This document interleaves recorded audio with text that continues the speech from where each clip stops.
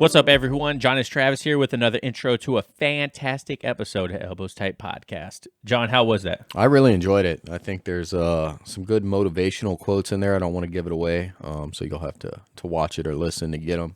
But I thought it was good. I liked it. What'd you think? I thought it was great. The guy that we have on today is Jordan Teaches Jiu-Jitsu on YouTube, and he is a black belt up in Ontario, Canada. He runs Limitless Jiu-Jitsu, and he has a big YouTube page where he's like blowing up right now, to tell you the truth.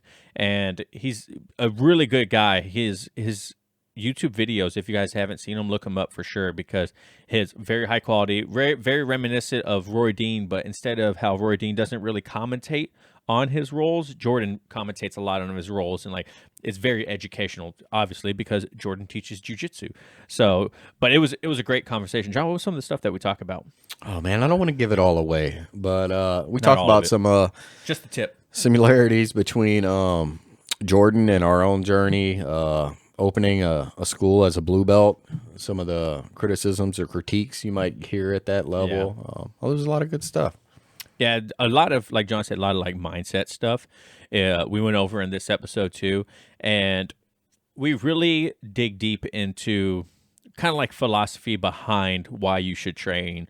And it honestly went a path in the conversation I didn't really expect, to tell you the truth. Like we have like our preset questions that we want to ask people, but the conversation went way deeper in these questions than I was honestly expecting, which isn't a bad thing. It just added to the conversation. It was really nice. So that was great to sit down and talk with him. It was more of an intellectual one that we've had in a while. So yeah, I'd say if you're newer to jiu-jitsu, white belt, blue belt, you'll probably really appreciate some of the conversation around competing and testing around those requirements. If you have them at your school, or maybe you've been on the fence, should you do it, should you not? I think you'll enjoy this one. Yeah, Jordan's funny when he talks about him competing. I was like, man, ain't that the truth? I was like, I feel that. Yeah, some good connecting points in there for sure. Yeah, absolutely. So, but that is who we have on the show today. If you guys want, please leave us a 5-star review on iTunes. Check us out, Elbows Tight Podcast everywhere, Elbows Tight on YouTube. We have a video right now that is blowing up. If you guys want to check out why jiu-jitsu warm-ups are stupid, we also have a new video with Chad Wesley Smith's from Chad Wesley Smith's podcast about the best exercises for jiu-jitsu. Here's a little tip for the video. There is no best exercise for jiu-jitsu. And that's another good video if you guys want to go check them out. I'm trying to turn these podcast clips into more of YouTube friendly so people find us more. And honestly, it's working out because our YouTube page is gaining quite a bit of traction right now. So it's pretty nice to see the hard work paying off. So, but other than that, elbowstight.com. And also, don't forget, we're still trading patches. We haven't gotten anyone yet to send us their patch, but that doesn't mean it's not going to happen. So we're keep offering. If you guys want a patch, send us a patch with a mailing address back to you, and we will exchange patches with you. I still want to have a big wall of patches. I think that's kind of cool. Yeah, so. that'd look cool. John, you got anything else? Nope. Get out there and train. Yep. Thank you guys so much for watching, and remember, nope, I'm not going to say that. That's at the end of the podcast. You guys have a good night. Catch you later. Thanks.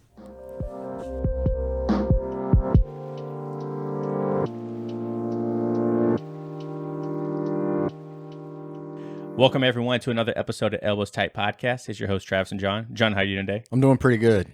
If I cough during this podcast, I'm a couple weeks post-COVID, but I still have that cough, just so everyone's warned. I don't have a mask. You're fine, bro. You're fine. You're good to go. How was it? It was rough, Yeah.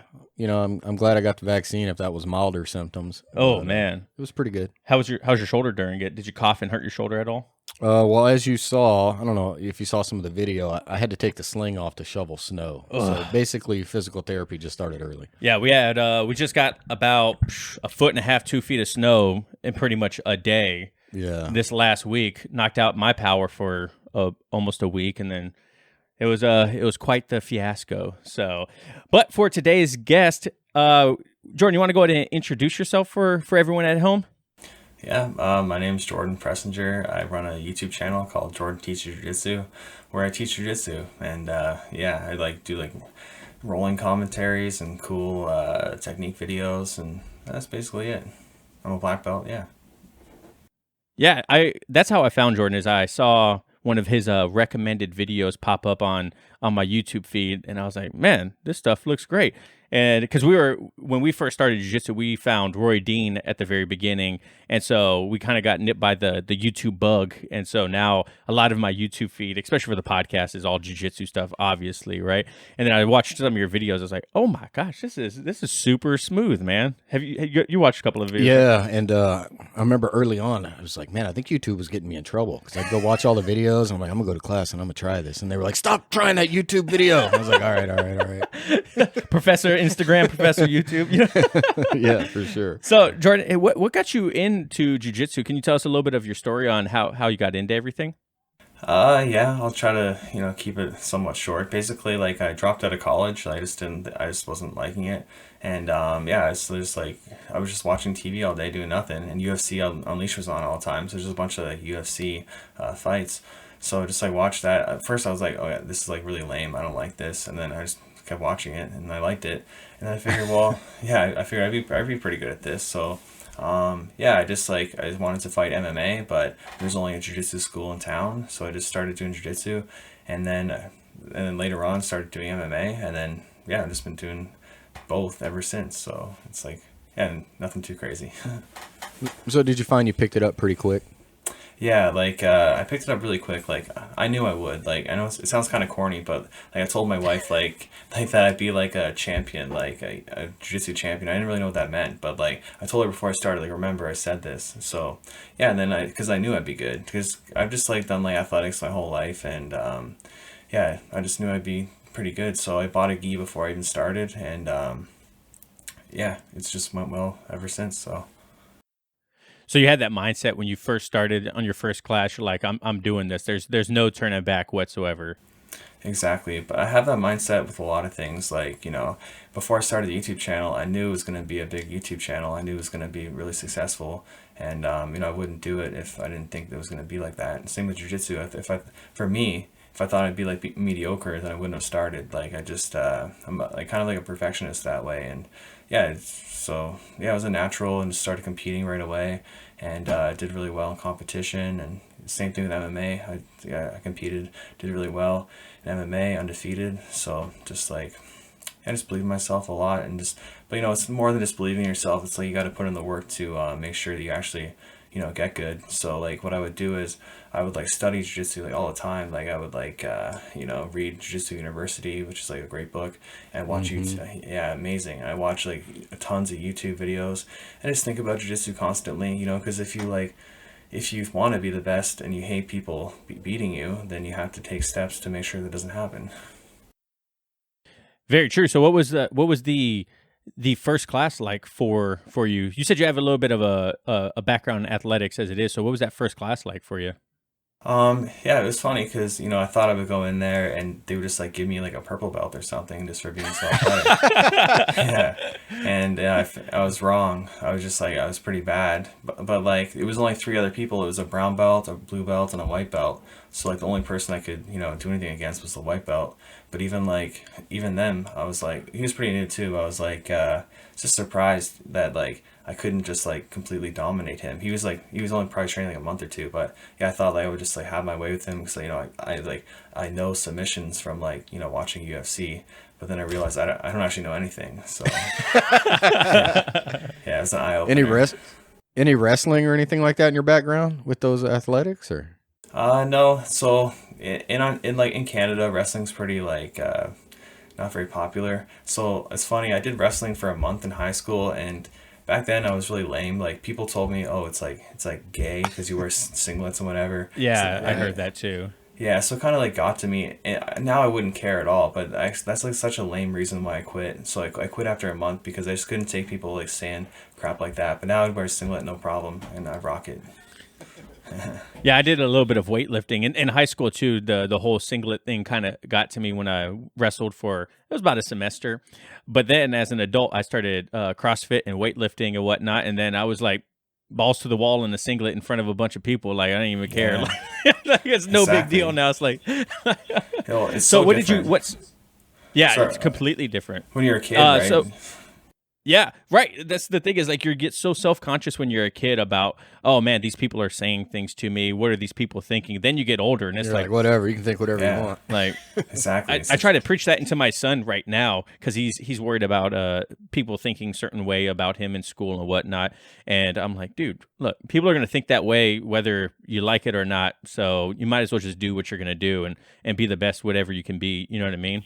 Yeah, I agree. I do the same thing with my daughter, like try to like instill that confidence in her and kind of like have her learn from my mistakes, you know, things I could have done better in my life as a kid. Like, you know, I could have done way better and done things and achieved a lot, but I didn't because I was so self-conscious. So yeah, I don't want her to go through that. So try to like, teach her good. Do you have her in jiu-jitsu as well? Yeah, she's in jiu-jitsu and she's really good. She's won a bunch of gold medals and she's just a beast. So it's really awesome. She trained. She's 8 years old. Oh, nice. Did you get her started at what, like 5 or like as soon as she could do it, you got her in it, or? Yeah, when she was 3 years old, she started like pretty young, right? But yeah, she just excelled right away. Like always beat up the other kids. So it's pretty cool to see. It's kind of nice too because it's when you see dad doing it, you build that camaraderie. Both of our kids do jiu-jitsu. Well, Nice. he has one kid that's doing it now. And I always say the beautiful thing about going through adversity with a family is it just makes you so much stronger and Yes. you have something that you could connect with also. And the nice thing about martial arts is there is someone outside of your family that is holding your child accountable for their actions as well, which I think is, you know, a coach is like just a phenomenal thing because I don't always have to be the bad guy. Exactly. I think it's great when parents train with their kids. Like, you know, I own my own gym, and when the parents start training too, that's really when the kid really gets into it more. And I just like seems like their like whole life becomes better. Like the family life, they bond so much more over that because, you know, if you don't do something like that together, like how can you really bond over like, I don't know what kids do these days. Like, I don't know. I can't even give an example. I'm not sure. I don't know either. My son, he's like on YouTube watching 30-second videos of like random things. I'm like, I don't understand I'm not even that much older than you, and I still don't understand what's Exactly, going right? on. I'm like, are you watching other kids play video games on YouTube? Like, it used to be they Yeah. play video games. Now they're watching other kids play I video can't say games. nothing. I do I'm that. like, I'm what? sorry. That's crazy to me. Yeah. Well, it's So, like people what- watch what- my channel. Sorry, it's like when people watch my channel, they're watching me do jujitsu. It's like a Yeah. similar thing, right?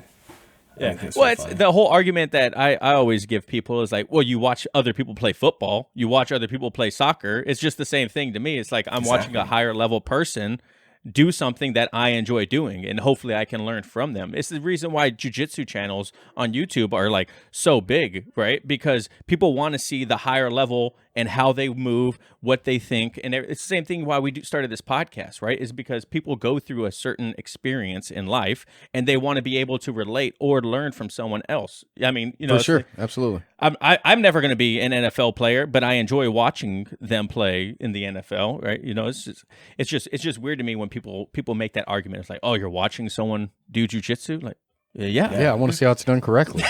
Yeah, exactly. Well, and video games too, right? Like watching people play video games so popular, and I feel like that's like the next step for jiu-jitsu because I'm kind of one of the first that's really started like rolling commentaries. Like others have done it, but not to the level that I've done it, like 4K and like captions and everything that I do with it. Put a lot of effort into it. So yeah, I think rolling commentaries are going to be like just as popular within jiu-jitsu as like video game like playthroughs are within the video game realm. So yeah, I think it's kind of just starting now. It's going to be very popular. I agree. And I think you got in at the perfect time too, because COVID had so many people at home. And now that we're starting to get back into training a little bit more, people are even more hungrier than is that hungrier a word? Yeah.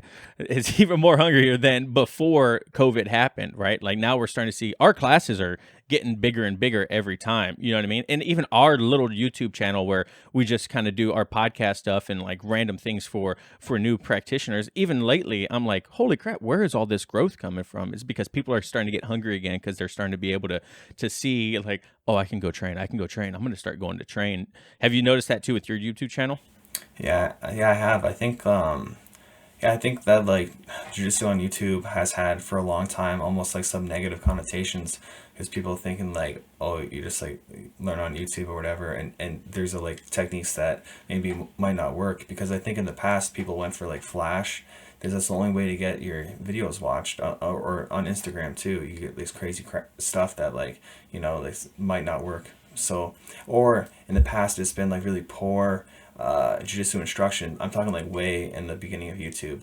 So like now things are like, now you have tons of high level instructors teaching, and yeah, I think that like YouTube is going to be the place to really up your game, because in jiu-jitsu class you learn techniques, but like for my channel, for example, I teach so much concepts that it's extremely hard to teach that stuff in class. Like even for myself as a coach, like it's very hard to teach that in a class setting. Like they need to see it like happen live, slowed down, which is what I do. So I think that jiu-jitsu on YouTube is gonna become extremely popular. It's gonna be like a whole new level soon. I think it's cool that I don't think I'm like pioneering it, but I think that I'm having a big effect. Like I feel like I am like raising the level of like what you need to do to be successful, because I've like every area like I've tried to like perfect, like the audio, the video, like the everything about it. So yeah, I think it's gonna be very popular. So what was the deciding factor to wanting to start YouTube content and content online in general? Yeah, that's a good question. So like Ontario had like a bunch of lockdowns. Like this is our fourth lockdown, but during the third lockdown, I was like really depressed because, I just couldn't do anything, like, because the gym was closed again. So, and I always want to start a YouTube channel. I'm not really sure like why, but yeah, so it just worked out really good.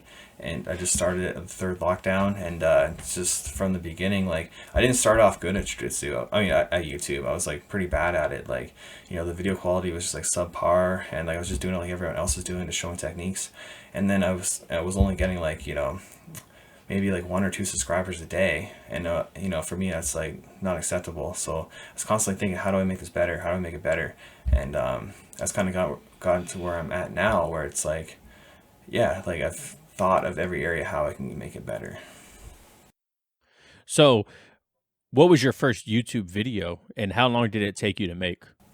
I filmed like a bunch of YouTube videos at the same time, a bunch of like technique videos, just like, like a rear naked choke, cross collar choke, all that stuff. And yeah, they took me like probably a couple hours to make each. And now the videos take me like 15 to 20 hours each. It's like a part-time job. It's crazy. It's too much. Yeah, we put out a 9 gift guide, or 9 gifts for your beginning grappler for the Christmas season, to like just give people out there ideas on, if someone's falling in love when they're first starting, like what is a good thing to get them. And I mean, the video's 7 minutes long, and it took me probably 10 hours to do. It's like, because there's just like so much editing, and then audio, music, and everything like that. And it was, people don't realize like, oh man, this is a 3-minute video, that shouldn't take too long to make. It's like, no, it actually takes quite a long time. And with like yours, you have great content on screen. Like you talked about, you have like subtitles at the bottom, giving like tips, and then arrows and things popping up, and it's really high quality stuff. And it's not like you could just like drag and drop that stuff. You know what I mean? Like exactly. John watches me every once in a while when I'll edit this podcast, and it's a lot of work. My son wants to be a YouTuber, and I'm like, here, let me show you how to YouTube. Let me show you how to edit one video. And he's like, I don't even know what you're doing. I was like, it's a lot of work. It really is a part-time job if you're trying to do it, and until you can make it a full-time. So are you trying to go full-time on YouTube too, or kind of just have it supplement your time with your academy? I'm not sure what I want to do, because sometimes like I want to move away from Canada, because it's just like really cold here, and well, that's the main problem. It's really cold here. And and I know that there's a lot of money to be made through YouTube and instructionals. So yeah, sometimes I want to like, sell my gym and move away, but then I also really love my gym, and and love the people there. So it makes it a very hard decision. So basically what I've been doing like last little while is just like working less and less at the gym, so I have more time to do things on YouTube. But now, yeah, it's still just a lot, and I'm really busy. So I want to even cut down that even further and maybe like get other people to edit certain things. And but it's just hard. It's hard though, because the edit is part of the actual teaching. So it's like, you know, I can't just get someone to edit the videos and they'll turn out the way I want them. Like, so it's tough. I got to kind of figure out a balance, but yeah, ideally I could do both at the same time, but yeah, it's almost like I got to work part-time at the gym. So like, which is kind of what I do now. So like my wife, she's like the gym manager. I basically just like teach at the gym, which is like makes my life a lot easier. You said you're in the 4th shutdown right now? Yeah, 4th one. Do they close the gyms entirely when you guys are in the shutdowns, or? Yeah. So basically, the shutdowns, the gyms are closed, indoor dining is closed, and then when we're not shut down, up until recently, we've had extreme restrictions like no touching, which have been like, you know, very hard to Impossible, yeah, for jiu-jitsu, right? So that's been a huge challenge and just a big bummer for the last like 2 years. But now they've let us touch, but up until they closed us down.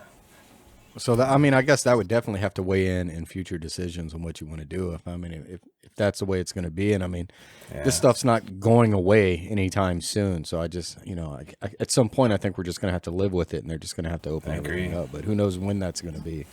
I agree. It's frustrating. It's hard. Like the hard part is not knowing. It's like if I were to like, you know, move away now and then the pandemic does like go away kind of, and it's like, okay, maybe I shouldn't have done that. And I'm really indecisive. Like, so I worry if I were to like move somewhere, I would regret it and want to move back and like a month later, which is like highly probable. Right. Where have you been thinking about moving?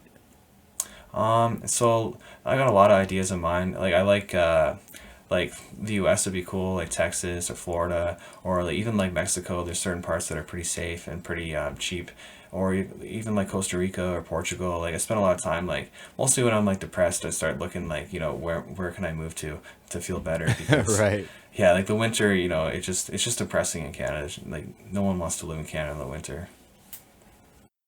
So for business wise, how does your business continue to prosper when you have these lockdowns? Do you do like online classes for your students, or do you direct them to like a member only page that you have for them or something like that? Like, how do you keep your people around?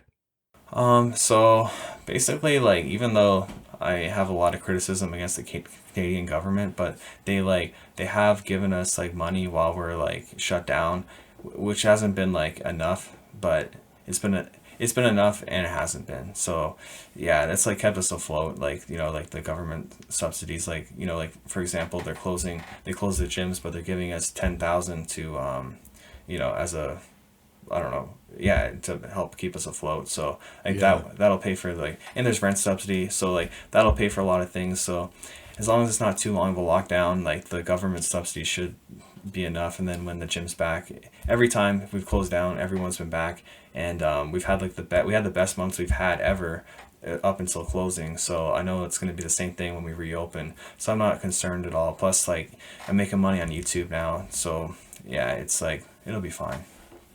So you have a little bit of subsidies coming from other avenues now, so you don't have to, you're not like, oh my God. Like for us, our gym was shut down for a good solid 3-4 months probably. Yeah. And then it was no touch jiu-jitsu, which is like Tai Chi. And then, you know, I mean, honestly, they did try some virtual class. I mean, it wasn't for me. You know, I think for a lot of people, they're just like, you know, if you've been doing it for a while and then it switches to virtual, you're like, this just not going to work. Yeah, I refused to do Zoom classes like a lot of the gyms around did, and I was like, well, I know I would hate to do that. Like, I would absolutely hate it. So I'm not gonna not only hate to teach it, I would hate to participate in it. So I know other people aren't gonna like it. I knew it would start falling off. Maybe you have like 20 members, you know, on a Zoom call, and then 1 week, and then next week you got like 15, and the next week you got like 3, right? So yeah, I refused to do Zoom. But like those that did do Zoom to stay afloat, that's really good of them to have done that. That was our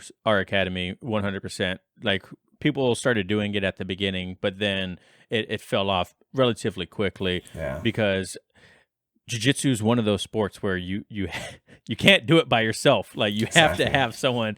Even dummies only get you good to a certain point, right? There's a lot of solo drills out there, and they really started to shine during lockdown times.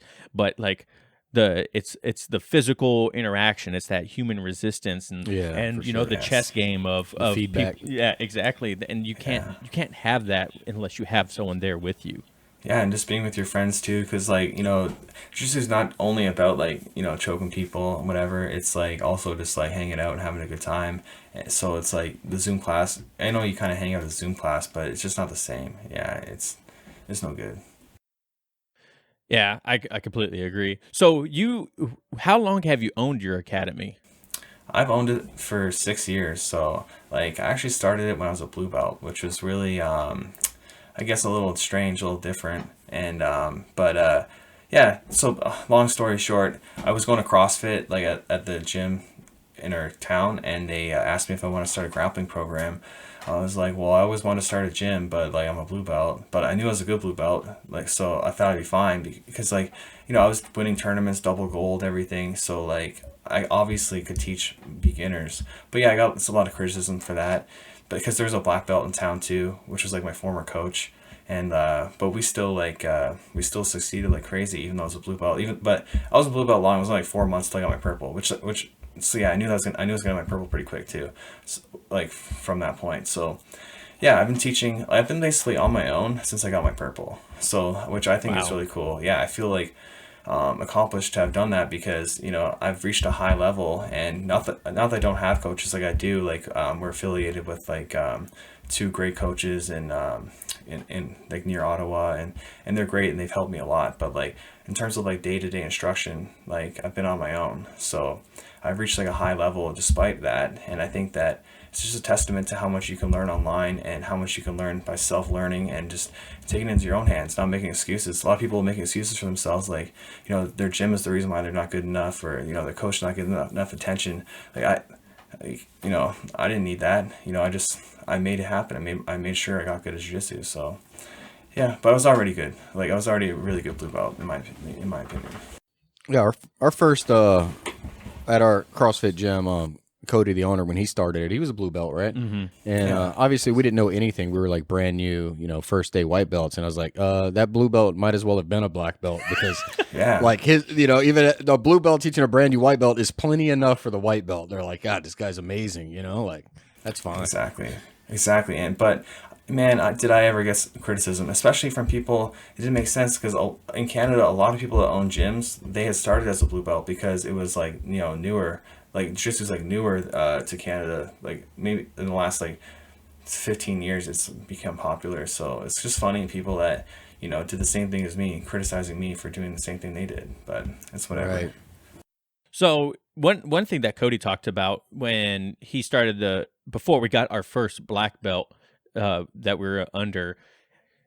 So same thing, Cody's blue belt, got his purple, pretty much ran the school until we had our old professor come in, and he kind of like took the reins and helped out a lot. But one thing Cody talked about that really kind of opened my eyes was like, he felt like he was falling behind because he didn't have anyone to learn from. Like he could only learn so much from online and whatnot. But once we had our first professor, like our true professor, he was like, holy crap, like there's just like, he has so much wealth of knowledge.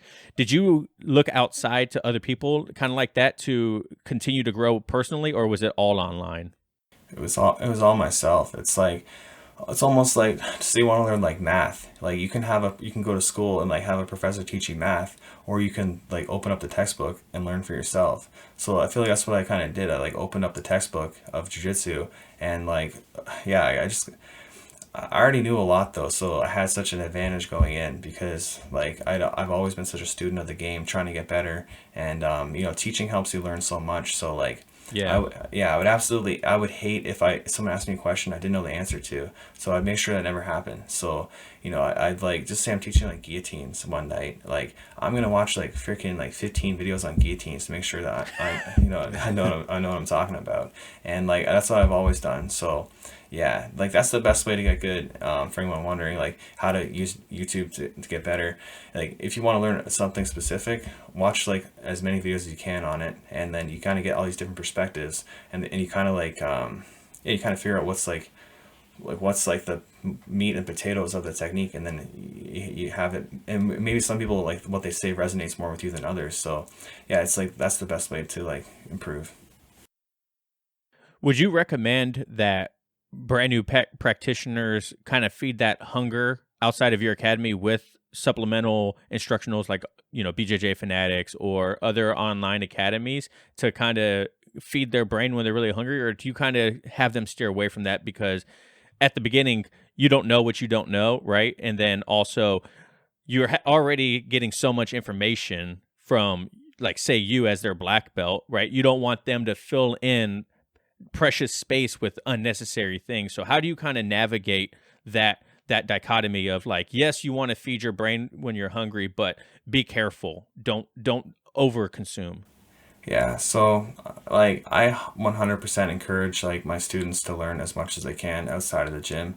And yeah, because it just depends how they go about it. Like, just say I'm teaching like half guard like 1 month, but they're really interested in leg locks. So like it makes sense for them to learn leg locks from like a Craig Jones like instructional or something like that. And rather than wait for me to teach leg locks. So I think it just depends. I think that people are pretty smart. Like, any adult doing jiu-jitsu for the most part is like pretty smart and can kind of like retain a lot of information. So yeah, I don't think it's a problem whatsoever. Like, yeah, I think it's fine. Jordan, do you promote competing in your classes? Is that like a big part of your school? I know you're still competing, right? I'm not competing because like I just have because two of my kids are, well, they're twins, and they're just, yeah, they're 2.5, so they just yeah, they drain all my energy. Enough said. Exactly. Enough said. Exactly. So the motivation just hasn't been there for a long time. Basically, so I was gonna go pro like MMA. That was gonna be my focus, and then we had them. Like I thought before we had them, like, yeah, I'm gonna go pro. I'm like getting ready to fight, and then we had them. I realized, oh God, I gotta wait a couple of years, like, because they're very hard to deal with. And then just everything with the pandemic, it's just yeah, it's just difficult to compete right now. So I'll probably compete in the future when the boys are a little older, but not for a little while. I don't push competing at the gym at all. Like, if people want to compete, they can, but for me, like, I've always hated competing, and I still do, because it's just like it's very stressful, and it's not fun for me. Like, I always just did it because I was good at jiu-jitsu and I wanted to like prove that I was good, but in terms of like enjoying it, I didn't enjoy it whatsoever. So it's hard for me to encourage someone else to do something that I don't even want to do. And I like being like a recreational type gym where everyone's just having a good time or whatever, and there's no like pressure to like compete or whatever.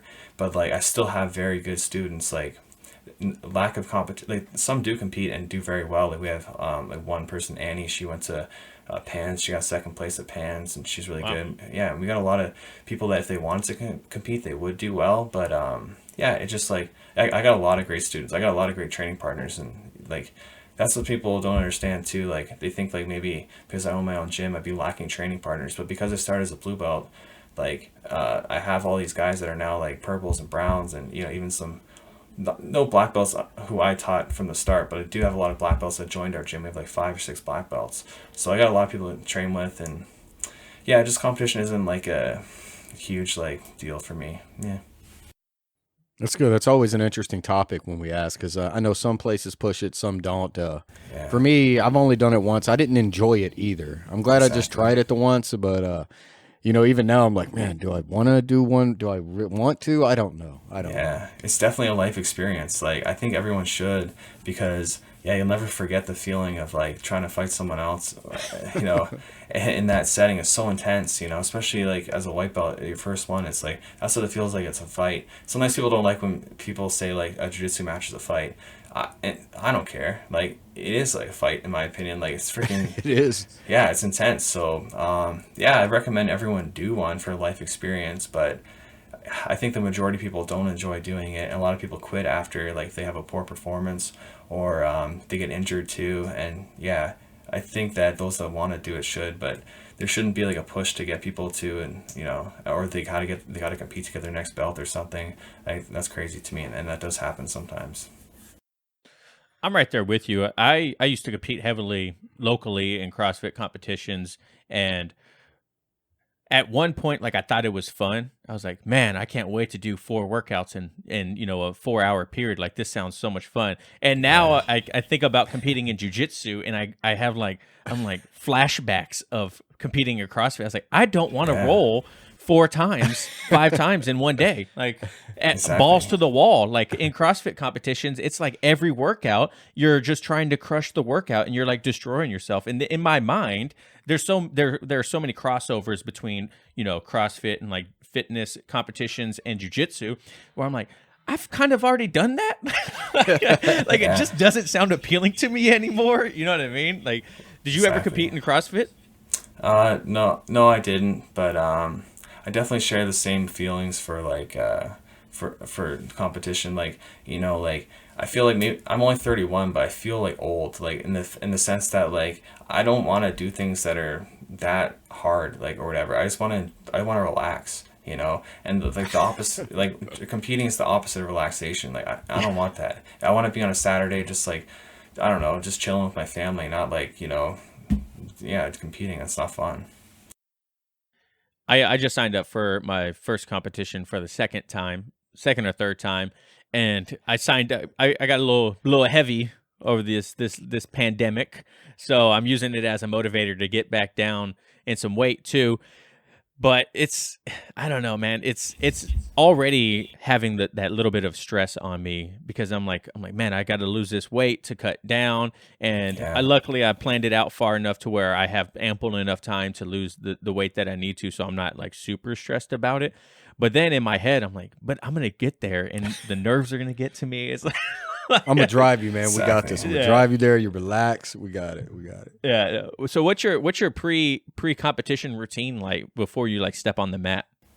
Yeah, I don't know. I guess I kind of have like, it's almost like a cocky one, I guess. I just like tell myself, I say, you're Jordan Preisinger, like, you can do this, and that's it. That's all I tell myself. Like, it does the trick for me. Just like pumps me up. Like, why wouldn't I be able to beat someone else? Because like, I think sometimes people, they view other competitors as like, they put them on a pedestal. They're like, think that they're like better for some reason, or even like high level guys. It's like they're just like anyone else. They train, they know the same moves as you do, and so like yeah, I would just thought like that's it. So yeah, I hope that's a good answer. No, that's good. Yeah, for me, it was just like, why not? We've been putting in the time. I mean, why not? They all learn the same stuff. It's kind of the same thing. Everybody puts in the work, the effort. I don't see why you can't win.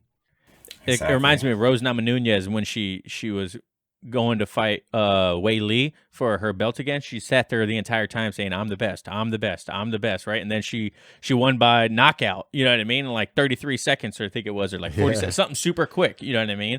So I could Yeah. completely see how just that simple mantra in your head, like I'm Jordan, I can do this. Like there's nothing that can stand in my way. You know what I mean? I could definitely see how that can work. Do you read books for mindsets or anything like that to kind of help out?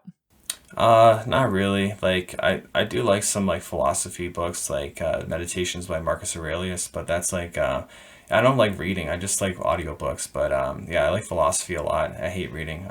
But yeah, so I'll read the stuff like that, and like there's some books I have read, like A Fighter's Mind and A Fighter's Heart by I forget who wrote it, but yeah, they're really good. Like for MMA competition and stuff like that. But nothing's really helped. Like like like MMA especially. I've always been like super scared to fight. Like it's like fight night. I'm getting my hands wrapped. I'm like, I do not want to do this. Like I'm I'm never signing up for a fight again in my life. And that's what I tell myself. Like, and I'm just super scared. And I don't think any mindset or any advice would ever help. It's just like when you're a very competitive person and you want to win so bad, like that's what I worry about. I want to win. I don't care if I get hurt. I just want to win really bad. And yeah, nothing's gonna change that. So yeah, like yeah, I'm just like just the way it is, just a competitive person. So nothing's gonna help me in that regard. So what was the hardest belt for you? Not necessarily just competing wise, but like what was the belt that gave you the most difficult like journey? Like whether it was Yeah. like time or techniques or expectations. Blue belt by far. So like white belt, it was great. Like you didn't really have a lot of expectations on you, and like I would like do great against like the higher belts, like like blue belts and even some purple belts. But like blue belt, it was like now there's like some expectation. You don't want to like lose to like good white belts, and you know what I mean? Which So true. So true. so true. And there's good white belts out there, right? So if you're just like a fresh blue, you can like just have your whole day ruined by a good white belt. So, but like it was mostly a competition. Like as a blue belt, like I was like really hit or miss for like my first year at blue belt. Like I would like win some gold medal. Actually, I didn't really start winning gold till like my second year at blue belt. But I won so many silvers at my first year at blue belt, and it just like drove me crazy. It's like a silver medal again, and that was very hard for me to take as like a very competitive person. But then I just like I don't know, flipped a switch, I guess, and I started winning golds and doing really well. But it was by far the hardest belt for me, and it was really like as a competitor, especially like if you do good as at blue belt, like where you win like absolute divisions, it's like you're gonna do good as a purple belt and a brown belt, a black belt, like for the most part. So not being there in the beginning was tough for me because I knew I could be good and high level, but then I definitely like just worked harder and kept going. But there's many times I almost quit jiu-jitsu as a blue belt, like the way like so many more times, probably almost quit jiu-jitsu like 5 times as a blue belt compared to like no times at purple, brown, and black. So yeah, it was a hard belt. I know we had a couple really good white belts right when we got our blues, and I was like, God damn it, I don't want to roll with them. Yeah. And it got to the point where I'd roll with them, but it'd be a grueling 5 minutes. Neither person submits, but it's like, God dang. After a while, I noticed I stopped rolling with them. So you remember we talk about it on a podcast. So like, that's it. So after every class, I made sure I rolled with every one of them. Yeah. Now they're all blues and really good blues too. Yeah, it's funny when we have a pretty, I wouldn't say unique journey, but I think it's a pretty cool journey because our school started and the highest belt was Cody and he was a 4-stripe blue belt at the time.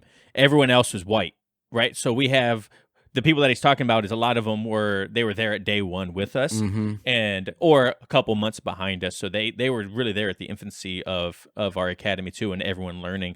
So it's funny because when you roll with these same people for years you learn the way they move, what they're gonna go for. You know what I mean? And then randomly someone watches a YouTube video on how to wrist lock you from half guard, and then you're like, how did you do that? Yeah, Do you have a lot of exactly. people that you came up with in jiu-jitsu that you still train with now?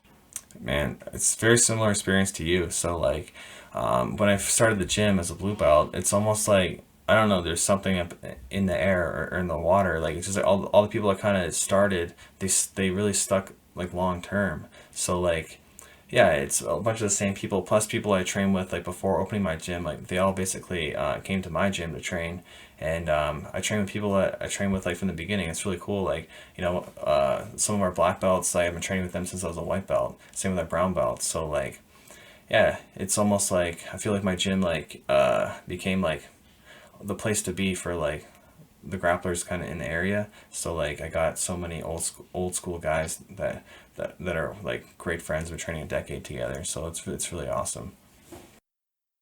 So you mentioned that Canada Jiu-Jitsu is relatively new, right? About 15 years. You would say it's been up in your area. So what was the major spark that kind of made it grow to where it is now? I just think it took time. Like, I think it became popular, like somewhat popular, like 15 years ago. Like, it's been around like longer for sure. Yeah.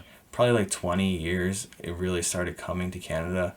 But I think just like jiu-jitsu in general is just becoming so popular with like UFC becoming more popular, and just like no one really ever has anything bad to say about jiu-jitsu for the most part. It's like everyone just like raves about it, how amazing it is. I think people, they see that and then they want to try it and they realize how amazing it is. So it's just like, how can it not grow? That's what I tell everyone. It's like, for especially people that hate going to the gym and like lifting weights, Yes. and it's like, this feels like you're getting a much better workout with like without having to work out. Like you're working out, but it's like you know, a couple hour long chess game that you don't realize you're burning 2,000 calories in the process. That is so true. And, you know, if I'm not feeling like rolling, it's like, well, I know I don't feel like going on the treadmill or anything. So it's like, I'll just go roll. You know? Yeah, Burn calories. So I think for that's sure. I think that is one of the biggest benefits of jiu-jitsu is how it's a workout without feeling like one. Like what else can you do that's like that other than like, I don't know. There are definitely other sports you can, but they're just not as accessible as jiu-jitsu, I think, because you only really need like a couple people to make it happen, as opposed to like, you know, organizing like ice time for like hockey or like a pickup game for soccer. It's just more difficult. So like, yeah, jiu-jitsu is just very accessible, even though it's kind of expensive. It's just very accessible to like, yeah, get your workout in. You know, go to class and you burn like freaking 600 calories, 800 calories, where you had to be on a treadmill to do that and just like hating your life. Yeah, for sure. It's so funny too when people tell me they're like, I want to get in a little bit better shape before I go to jiu-jitsu. And I'm like, look, I was in the best shape of my life when I started jiu-jitsu, and it didn't help me at all. My first 5-minute roll, I thought I was going to die. You know what I mean? I was in my mind, I was like, this dude has one stripe on his white belt and I would freaking die to him in the street. Like this man manhandled me and he's half my size. You know, like fitness doesn't matter. It's all about like application of technique and some strength, obviously. If technique is the same level, there's strength that'll win usually. But it's people I don't understand like why they have this idea in their head like they have to be super fit to do jiu-jitsu. I hear it all the time, and it's just really frustrating to have to like explain to people, and like a lot of them are skeptical. They think I'm just trying to like talk them into it, but it's like, yeah, you know, you don't have to be like, fitness isn't going to help you very much, and if anything, it might make it worse, because now you're just like spazzing for like, you know, like 5 minutes because you have the stamina to do it, right? It's probably better to be in worse shape because you can only spaz for like 30 seconds, 15 seconds. You know what I mean? So, yeah. And like, yeah, I just think people should like, I think people sometimes make excuses for themselves and like why they shouldn't start yet, but that's with everything in life, and I do the same thing. So, yeah, I can't like knock it.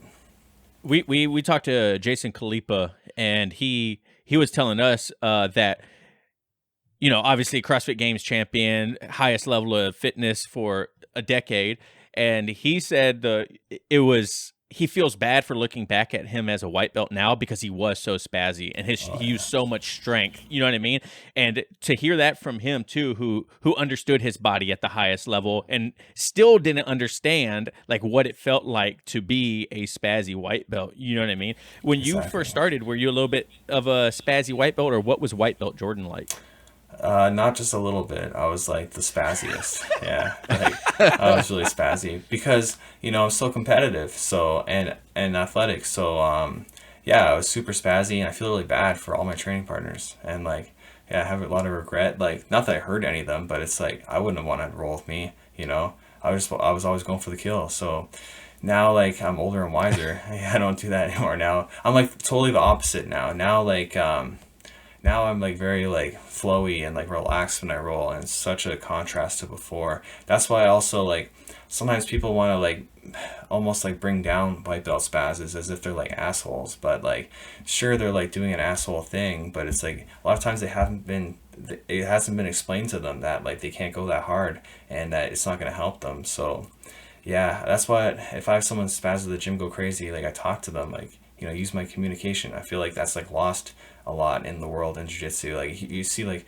people on Reddit or whatever, like, oh, this guy's such a, you know, asshole doing this and that. Well, you talk to him and tell him like that's not cool to do, because yeah, I felt like I was in that position. I was like rolling so hard, no one told me like chill, you know. So yeah.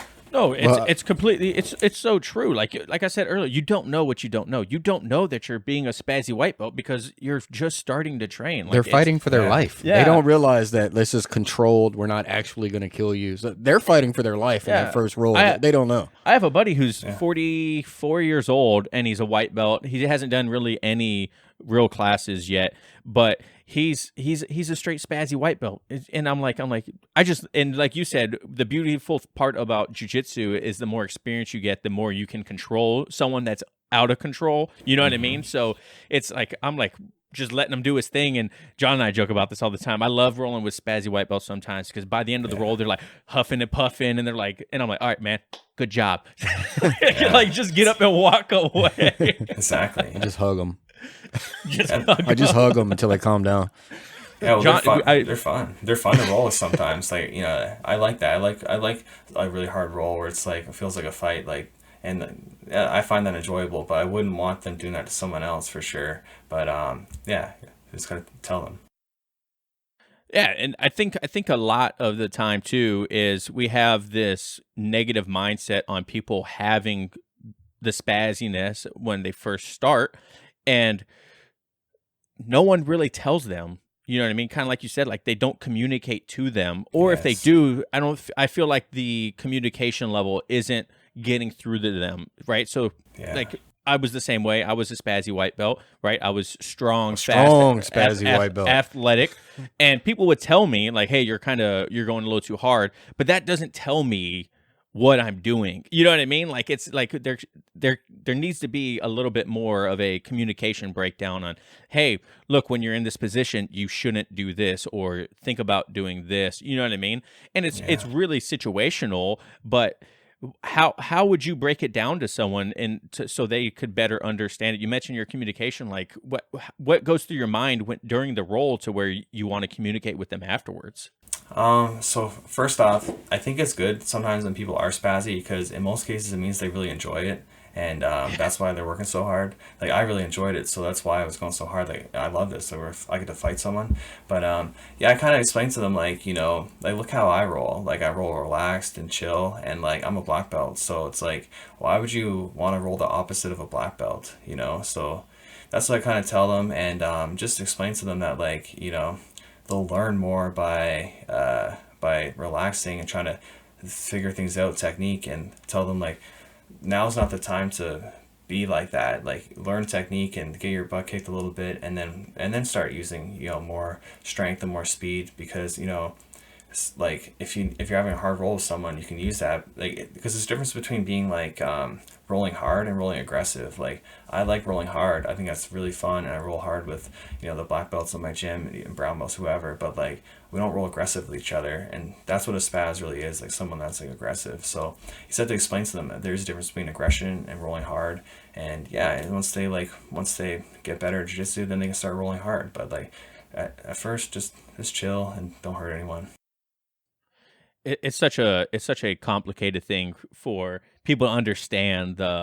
You don't need to be as aggressive or as spazzy as you are. We keep using the word spazzy because that's just really what it is. You're just like all over the place, and it's really hard for a lot of people to understand, especially when they start, that like that is the complete opposite of actually what you want to do. Yeah. Like I promise you, if you relax more and you let people do what they're going to do, like it gets better for you.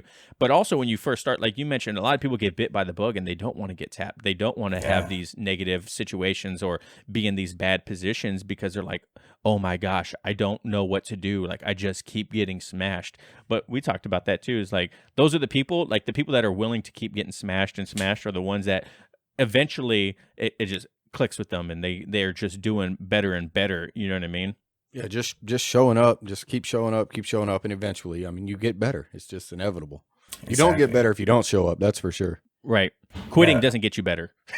Oh, exactly. People ask me all the time, like, how do you get better at jiu-jitsu? And I feel like it's like a non-answer, almost like a cheap answer. But the truth is, you just got to keep showing up, and like, you know, you're gonna be good. And after 10 years, like, I've never seen someone not get good after a decade of training. Like, even if they're not like, you know, super high level, they're definitely like pretty good at jiu-jitsu. So that's really all you got to do. And then, you know, you can progress faster by like, you know, studying on YouTube and really thinking about jiu-jitsu, doing private lessons. But yeah, you get better by just showing up. It's like literally that easy. So when you look to promote someone, what kind of things do you look for in a like these people are ready for a promotion? Do you look heavier into people competing, or is it really just, can this person kick their ass 5 months ago? So I say like a lot goes into it. It's like time in is a big thing. So like If someone's really good, but they don't have the time in, like they're not going to get promoted. But I'm not going to like sandbag someone either for like years. But like, so like minimum really for blue belt, you got to be like a year and a half. And, you know, so time in matters. Same thing, like, you know, some people just aren't going to get amazing, and like they're like a blue belt level for like who they are. Like they just train a couple times a week. They've been training like 3 years, and you know, they're like decent enough where they can hold their own, but like they're not like amazing. So it's like you can't hold that person back forever. But I don't think it's watering down the belts at all. It's just like, yeah, they're not a competitor whatsoever. They're very recreational. So there's just like different standards for everyone, and beyond that, like the most important thing I would say is like technical ability. And there's a difference between rolling ability and technical ability. So like, you know, a lot of times like naturals, like they got great rolling ability, but like their technical ability isn't there. Like they're making mistakes. Like, you know, I don't want to see people make like dumb mistakes that like if I see someone giving up underhooks, or like you know, letting their head get grabbed all the time, or you know, just like taking dumb grips, like they're not going to get promoted. It's like the less I see mistakes, like that's when you start getting, we're more likely to be promoted. Like, yeah, you just got to be technical. Like that's what matters most to me, is technicality. But then also things factor in, like, you know, like how consistent are you? Like, are you, sometimes people show up like, you know, for like a couple weeks and they kind of don't come back for a while, and they come back like once or twice, and just like very inconsistent, but they've got like good rolling ability. Like this one guy at the gym, he's really good. Like he's a good white belt, very athletic. He played like semi-pro hockey. He's really good, but like he barely ever shows up. So I'm not going to give him like a blue belt like for a long time until I see that consistency.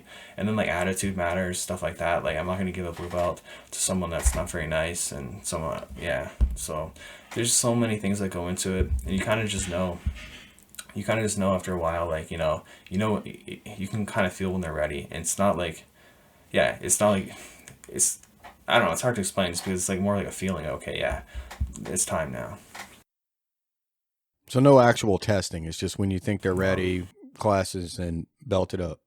Yeah, I'm not a huge like fan of like testing, because then you don't have those other factors. You don't have like, you know, how, because anyone can like, you know, figure out like how to do the techniques themselves. It's all on YouTube, and they learn it. But like, are they implementing those techniques and being technical when they're rolling? You know, maybe not. And like, you know, same with all those other factors, like how consistent they are, how, if they're nice, and all, you know, it all matters a lot. So I don't really love testing. And yeah, the way I like to do it is kind of when you're ready, you'll get it. And then, you know, we like do like we're starting to do an annual grading too, but it's like you can be graded outside of that grading too, like, because I don't like when gyms do that, where it's like one grading a year or two a year. And then because sometimes people get like promoted too fast, because it's like, well, they're close enough, you know, give them their belt now. Or it's like, you know, yeah, so I'm not a big fan of that. Like I like it my way. If it's like whenever you're ready, or, you know, we do that, or if you wait till the end of the year promotions. Yeah, testing feels like competition to me at this point. If I know there's a testing and they're like, "Hey, testing Monday," I'm not going to show up. Like, exactly. That's just the way it is now. Like, when I hear the word testing, it's like I got a pit in my stomach. It's like competition time again. I'm like, oh no, I'm not interested in that. I don't do this to be miserable. I want to have fun. That's exactly it. I think sometimes instructors forget that. Just with a lot of things within jiu-jitsu, it's like, you know, you have paying customers that are coming to like have fun. And I think sometimes that gets kind of lost on like their expectations, and, you know, things that they are specific to their gym, like, yeah, like tests. And there's a lot of like weird things other instructors do, but, you know, people just want to have fun. One thing that John and I did when we first started is we found him on YouTube. I have a separate YouTube page that I completely forgot about that has all our old rolls as like 4-stripe white belts. And it wasn't even that long ago. It was just a couple years ago. But we really filmed a lot of our rolls when we first started to see kind of like how we're moving and whatnot, and for a lot of self-awareness. And you obviously film yourself rolling quite a bit, so you get to rewatch yourself doing things. Do you see a big advantage, or is it kind of, are you feeling neutral about how, or if people should film themselves rolling or not? Well, I think in many cases, people won't really see what they do wrong. Like, they don't, because like if you watch like my rolling commentaries, like the person watching, if I didn't commentate on it, they might not see actually what they're doing wrong. So it's, you need like someone with like black belt eyes to like tell them like, you know, what they're doing, or even like, you know, it's good blue belts and purples too that could do it. But yeah, so it's like you can't just look at film and be like, and like somehow magically know what you did wrong. You need someone to like to tell you. And like, yeah, like for me, like I feel like I've gotten better at jiu-jitsu from seeing myself so much though, because I know what I should be doing and not be doing. And sometimes I see, oh, like, why did I do that? It's like, that's not very smart. So like, nah, I don't do that anymore. So it's really cool watching yourself. Yeah, our videos were pretty easy for me to spot everything I was doing wrong, because I was like, wow, maybe if I move and not just lay there on my back, Travis won't submit me. I should start moving. Yeah, exactly. And what's funny too is it puts in perspective how time feels so different in the middle of a roll. Oh, I was rolling with our brown belt Cody, who's the gym owner, and for me, it felt like a good 10, 15 seconds of a fight, like of me trying to get a bow and arrow on him. But in the video, it was maybe 2 or 3 seconds, right? In my mind, I was like, I'm fighting for like to win the war right now. And slow looking back on it, I was like, wow, that burned a lot of energy in 3 seconds, man. Like, yeah. Yeah, you know what else is a good example of that? If you have to sit out a round because maybe it's uneven numbers, it feels like eternity. It feels like, it's taking forever. Might as well go home. Yeah, honestly. But then if you're rolling, it feels like it just like goes by so fast. I think it's just because you're in like the flow state, like in the moment. And yeah, same thing like you said. Like when I watch the videos after, sometimes like things go a little different than like I imagine them in my head at the time. And it's like, okay, like that was like a small segment or like a long segment. It's hard to like really gauge, you know. So because sometimes I'll be rolling, I'll be thinking, oh, this is boring. Like I'm just like stuck here in like half guard. Then I watch the video, okay, I was only in there for like 5 seconds, so it's not going to be boring for the viewers. So it's really hard to gauge. When you look back at your videos, do you commentate what you're seeing or like what you were thinking? You know what I mean? Like when you see something on the screen, like you just mentioned, like, oh man, I was actually only there for a couple seconds. Do you have like a script that you were writing out about the role, or are you kind of like live commentating as you're rewatching it for your YouTube videos? So I have a very difficult process, I would say. So what I do is, and yeah, this will like give tips to other YouTubers that copy me. So, but basically I'll watch the role a bunch of times and I'll just like kind of understand it more and know what's going on. And then I do the captions, and then when I go to commentate it, I'll take like maybe a 5 second or 10 second segment, and then I'll think about it and I'll write what I want to say, and then I'll say it, then I'll read it out loud. So sometimes people don't understand that like everything I say in the video I'm reading out loud. So like, yeah, sometimes it doesn't always sound natural because like I'm pretty monotone in general, but then when I'm like reading out loud, it's like even more monotone, and people like to point that out all the time. So thanks YouTube commenters. It's like they tell me like I don't know. Like I know I'm monotone, but you know, so yeah, like that's my process, and it takes forever because I got to write the script as I'm commentating it, and you know, also try to sound clear, try to sound slow, so like non-English speakers can understand what I'm saying, which I'm like, there's so much that goes into it, and it's just that's my most hated part of making the videos is commentating it, because then I worry too, like how do I sound here, and like it's just I don't like that part, but and it takes the longest. So sometimes, you know, it'll take me like 10 hours to commentate a video, so like I can edit it pretty quickly with captions and everything, but the commentary takes forever, and by the end of it I'm so tired and just want to be over with, and then I start sounding really tired, and then people really point out, they're like, oh, why you sound so soft and quiet? Like, oh my god, just relax. Like I'm in my room by myself, just like talking into a microphone for all day for hours. You know, it's like, yeah, it's not very fun. The final product is, but that part's not fun. But yeah. So how do you deal with Sorry, go ahead. Sorry, go on. I was gonna say, yeah, it's like it's a mix between like what I see and what I was thinking at the time, if I can remember. So how do you deal with the YouTube trolls then? Do you just like, because we got our first one, I got a negative comment on one of my YouTube videos, and I was like, man, how am I gonna kill this guy with kindness, like, and then still kind of be sarcastic? Like, how do you deal with your online trolls? It depends what the person says, you know. Sometimes I'll deal with it with like depression and just feel really bad about it, you know. And that's always great. Being real, right? Yeah, so it depends. Like sometimes people say such dumb things that like it doesn't bother me at all. Like one person said, "I'm not a real black belt because I adjusted my rash guard when I was rolling. I was afraid to show my belly or something." I'm like, I don't care what you say. You're dumb. So like, Yeah, you know, for sure.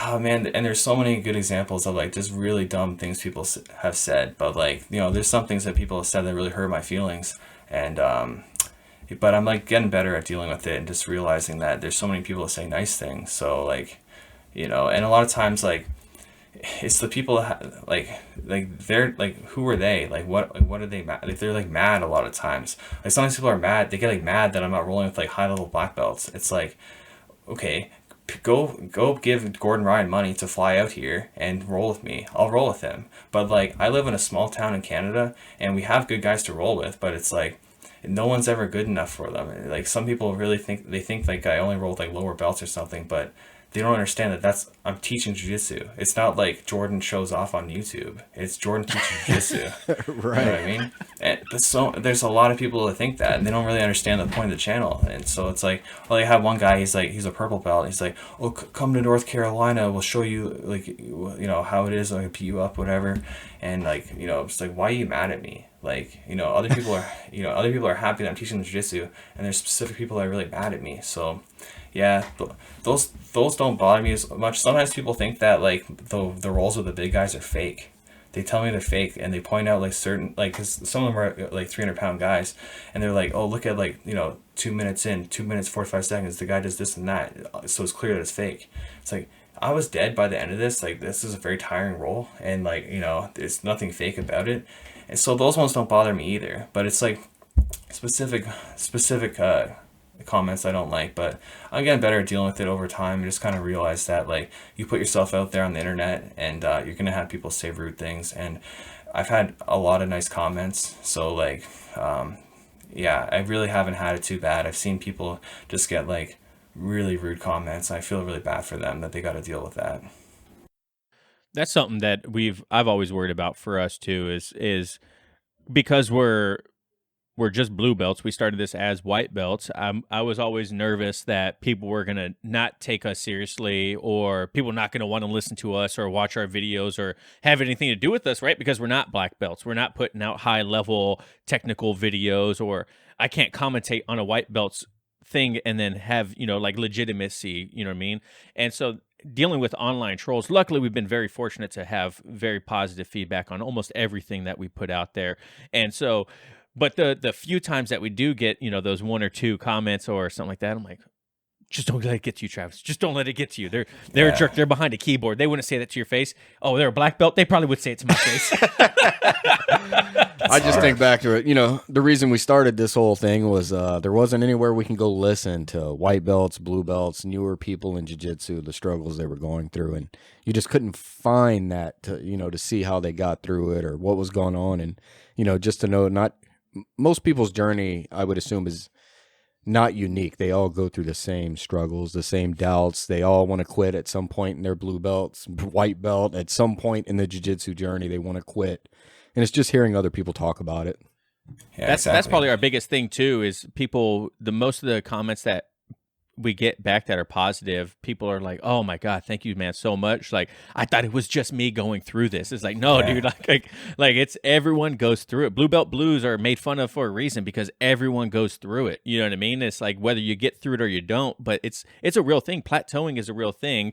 You know, but then that goes into a whole different conversation about plateauing, and you know, you're comparing yourself to what you think you're supposed to be and whatnot. You know, so when you see these new practitioners come in, what is like one of the most significant errors that you usually see these people do? You know what I mean? Is it like self-doubt or comparing themselves or something like that, or is it like technical errors?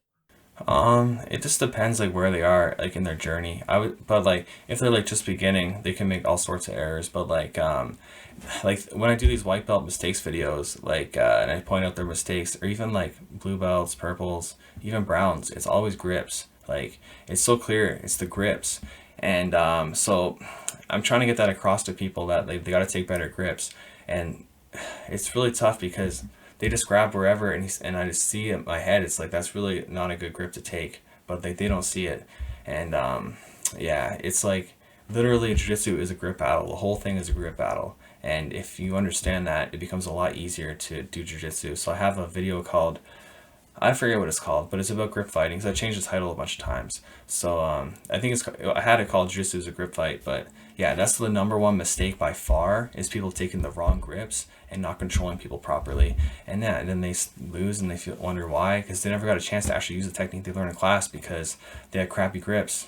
So That's one thing I noticed in one of your recent videos is you were talking about how I think you promoted the guy to blue belt in the video, and he talked about how he did a good grip by blocking the knee, and he grabbed like the inside of your leg or something like that when he was going to pass your guard. And I was like, man, how many times do we not hear about grips? You know what I mean? man. Like it was like a good thing for me for a second. I was like, oh man, that's a good idea. Like I would never even have thought about that. Like being something to compliment on, like, hey, that was, you grabbed the right spot of the leg for blocking me or whatever. And I think grips to a lot of people are overlooked. You know what I mean? It's like, or they don't know which grip to deal with first, right? Like you'll have like a De La Hiva and like a sleeve or something like that, and they're like, okay, so which one should I break down first? It's like that whole internal battle of, well, which one? exactly. Exactly. You know, it's funny, like, I don't know if you guys have the same experience as me, but as like a kid, like a really young kid, like fighting with whoever and like holding their grips so they can't do things to you, and how effective it actually is. And like people forget that like instinct now when they're grappling. They don't realize that if they control the person's grips, then they, aren't going to have bad things happen to them. And you need to have good grips to have good things happen to you. So like, like you're saying earlier, like, yeah, the pant grip. So this is a great example. So like when you're standing, a collar grip and a pant grip are really good because you can go knee slide, you can do all sorts of stuff. But as soon as your knees touch the mat, like into a half guard, those grips are very bad. So like that's actually what Brad, and that's his name, the guy in the video, that's what he did. He didn't adjust his grips once his knees went to the mat. And same actually with the one I just posted with Doe, that's his name, same thing. He had good grips, then he went to his knees, and now they're no longer good grips, but he kept them, which made me be able to sweep him. So it's like, no one teaches this stuff really. Like, when you go to class, you learn specific techniques, but you don't learn that kind, like the in-between. And like, that's when you get screwed, is the in-between. So that's why I'm really happy to have this channel. I can show people like, and that jiu-jitsu is much more simple than most people make it out to be, and you can have a lot of success you can have so much success just understanding grips, because that's what all techniques are. Techniques are just grips. They're just like, okay, you grab here, then you grab here, then you grab there. Like it's like a sequence of grips of controlling the person the whole time until you get to where you want to be. So, but it all starts off with your initial grips. So I could talk forever about grips, but it's just better to watch my grip fight video. Throw it out on YouTube. It'll be down in the description below. Yeah, thank you. Perfect. So, like we mentioned earlier, one thing that we always like to ask people is, what would your one piece of advice be for a brand new practitioner to jiu-jitsu? Something that you would want them to stick with their entire journey? Man, okay. So I'll try to give like one, but basically, I didn't make this quote, but I forget who said it. But yeah, you're gonna be somewhere in 10 years, so you might as well be a black belt. Like that's like literally all you gotta do is train and be a black belt. So everything in between doesn't matter. So it's almost like the stock market. They go up and down, and when you lose is when you sell. So same with jiu-jitsu. When you quit, that's when it's over. Right? So if you just on the down, you just keep going, you're eventually going to go up. And yeah, it's just sad to see, because I know so many people love jiu-jitsu and then they kind of just get discouraged and fall out of love with it. But they could be a black belt if they just were to keep training. It's like literally that easy. Because I have ups and downs. Like sometimes I'm rolling bad. I'm like, oh, like I can't get things going right now. So, but I know like next week I'll be fine. Like, so just like not worry about it. I definitely can agree with that. A lot of our struggle is comparing ourselves to what we have this idea in our head of where we should be at because of the color of our belt or the years we've been doing it, or our friends that started with us, or you know what I mean? There's all these different external factors that go into internally causing us to feel a certain way, and we just it's a lot of it just doesn't matter, you know. And that's the hardest part, is to tell yourself like it what does it matter? It doesn't matter. It's my journey. You know what I mean? Man, exactly. And like I said before, even if even if you don't do jiu-jitsu because you're not if you're not enjoying it at times, and so you don't do it or whatever, you should just train anyway, just to burn calories. Like, because this treadmill sucks, working out sucks. So like if you compare it to that, like a bad day on the mats is much better than an hour on the treadmill, right? And everyone should work out. Like, you know, everyone should keep themselves healthy. And if I wasn't doing jiu-jitsu, I don't think I'd be in great shape, because I hate running and I hate all that stuff. So like, where else could I burn all these calories in a session every day? Like, I train like basically every day. So like, yeah, if you're having a hard time, just do it for the calories. Do it for the calories. That's what I tell myself. Do it for the calories. You can eat more that way, because I eat pretty good. Like, I eat like a good amount. Like, but if I'm not training, I have to eat way less, right? So, and I don't want to do that because I like food. So, yeah, if you're like a foodie, you especially have to train jiu-jitsu. But so you don't get worked up. Oh, you know, I'm not like progressing very much. At that point, just think, I'm just gonna burn some calories, and then maybe like a month later, I'll be feeling way better about jiu-jitsu, right? Just burn the calories in the meantime. Yeah, and consistency is key. Like, if you're worried about you're sucking, stopping's not going to help you get better. Like we said earlier too, you know what I mean? Like, consistency is king. You got to keep showing up in order to get better, and then, you know, you got to do jiu-jitsu. You can't read a book and be good at jiu-jitsu. You can't watch a YouTube video and be good at jiu-jitsu or UFC, right? Like, you thought in your head, like, well, I watch a lot of UFC. Yeah. It's like, well, that doesn't actually translate over into jiu-jitsu. You got to just fight through it. Everyone goes through these things. Everyone has hard times. Everyone has those moments where they're like, I don't want to do this anymore. You know what I mean? But it's the people that get on the other side of that continue on, the ones that become black belts or blue belts or purples or whatever your next goal is. Hell, a coral belt if you want to be one day. You know what I mean? Like, but you got to, it's easy to train when it's easy. You know what I mean? Like, you gotta train when it's hard, because that's when you're gonna make probably the most progress. Also, not only physically but mentally as well. You know what I mean? That's what I really try to tell people. You know, I just put a Instagram reel out yesterday of me doing an average technique. My title of it is like an average blue belt with average technique. You know what I mean? Because I want to tell people, like, look, just because you see people online doesn't mean they always move great. Doesn't mean that they're always perfect in their technique. They cherry pick shit left and right to freaking put out on the internet to look like, you know, it's like the whole Facebook facade. Like, everything you see on Facebook is people at their prime or doing great or the happy whatever. parts. The happy parts, right? Like, but not every day is going to be like that, especially not in jiu-jitsu, where there's so many factors that play into what you're going to do for the day.